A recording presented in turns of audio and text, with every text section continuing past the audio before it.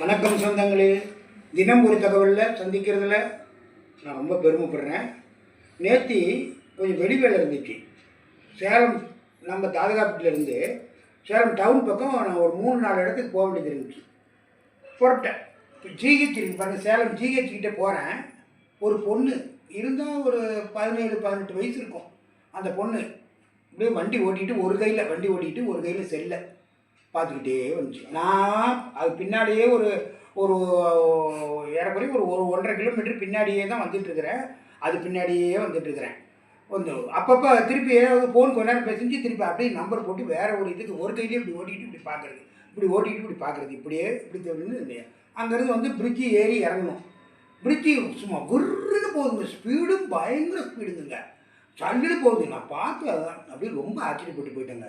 ஏன்னா அந்த பொண்ணு இவ்வளோ வயசு பொண்ணு இப்படி கொஞ்சம் கூட ஒரு கேர்லெஸ்ஸாக ஹெல்மெட் எதுவும் போடல, அப்படி செல்லை அப்படி பார்த்துக்கிட்டு அப்படி பேசிக்கிட்டே ஒரு கையில் இப்படி ஓட்டிக்கிட்டே போயிடுச்சு. பிரிட்ஜு நான் எப்பவுமே ஸ்லோவாக தான் போவேன். அதே மாதிரி ஃபோன் எப்போ வந்துச்சுனாலும் நான் வண்டியை நிறுத்தி ஒரு இடத்துல நிறுத்தி யார் என்னன்னு பேசிவிட்டு அதுக்கப்புறம் ஃபோனை ஜோடு போட்டு அப்புறம் தான் வண்டியை மூவ் பண்ணுவேன். வண்டி விருன்னு போயிடுச்சுங்க. நான் மெதுவாக ஏறி கீழே அப்படி இறங்குறேன். கூட்டமாக இருக்குது.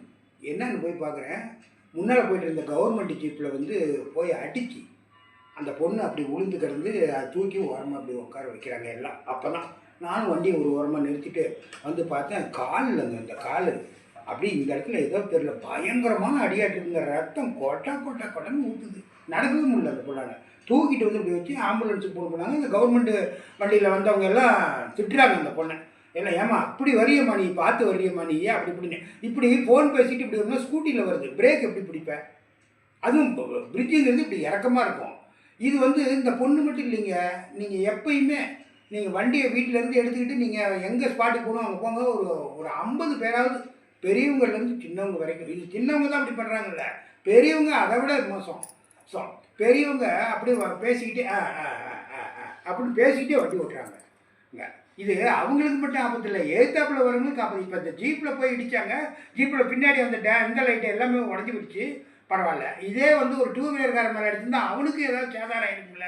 தயவு செய்து வண்டி ஓட்டும் போது அது எப்படியாப்பட்ட ஃபோனாக இருந்தாலும் சரி, ஃபோன் வச்சுன்னா ஒரு ஓரமாக நிறுத்தி பேசிட்டு திருப்பி ஜோப்பில் வச்சுட்டு போயிடுங்க. ஆனால் ஃபோன் பேசிக்கிட்டே வண்டி ஓட்டுனீங்கன்னா நமக்கு சாதாரண இது வராதுங்க, பயங்கர தொல்லையில் கொண்டாந்து விட்டுரும். சின்ன ஒரு கட்டி, வேர்வைக்கு வந்த கட்டி, அந்த கட்டி இந்த காலில் இருந்துச்சு ஒரு ஃப்ரெண்டோட பையனுக்கு. அதுக்கு ஆப்ரேஷன் பண்ண 9,000 ரூபா செலவாயிடுச்சுங்க. 3 நாள் ஆஸ்பத்திரியில் வச்சு ஒரு சின்ன கட்டிக்கு.